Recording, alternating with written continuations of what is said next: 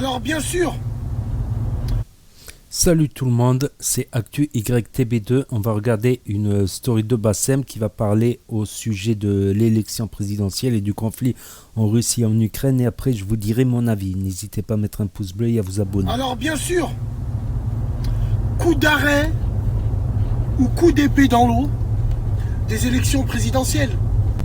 C'est clair, net et précis. Moi je pense que la Vox Populi, le courage de notre président d'avoir pris position, ainsi de suite, va rendre légitime sa réélection.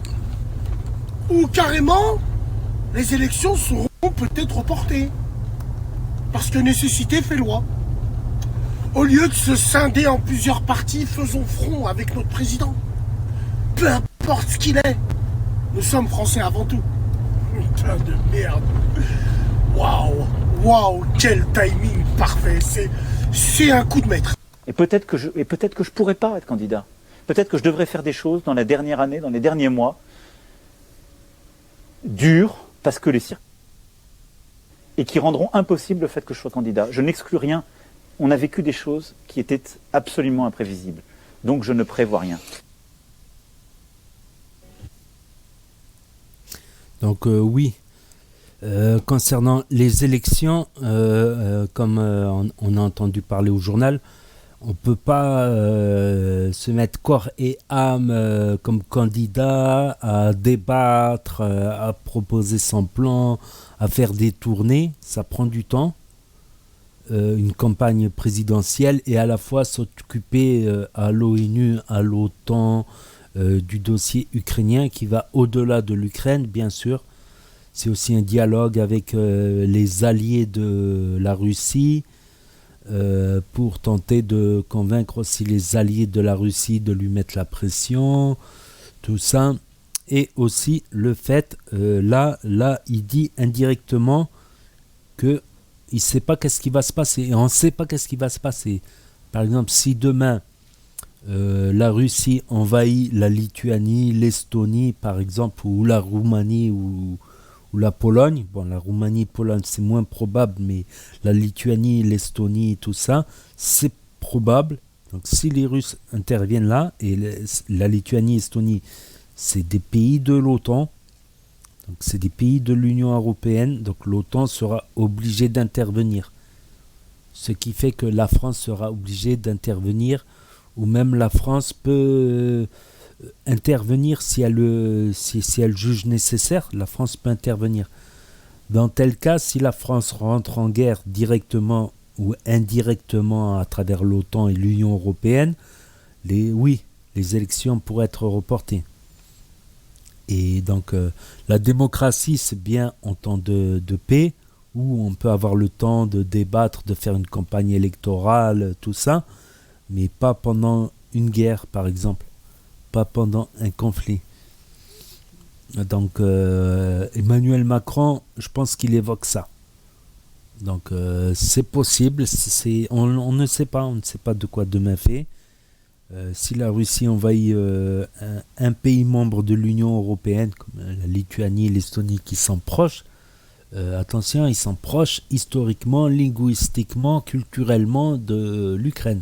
Voilà, la Lituanie, ils sont plus proches des Russes que des Espagnols ou des Allemands ou des Français. Ça, on est d'accord. Mais ils font partie de l'Union européenne.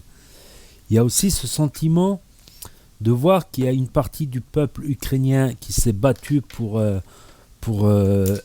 se rapprocher de l'Occident, de l'Union européenne, et qu'ils ne font rien. Mais jusqu'à preuve du contraire, l'Ukraine ne fait pas partie de l'OTAN, ne fait pas partie de l'Union européenne.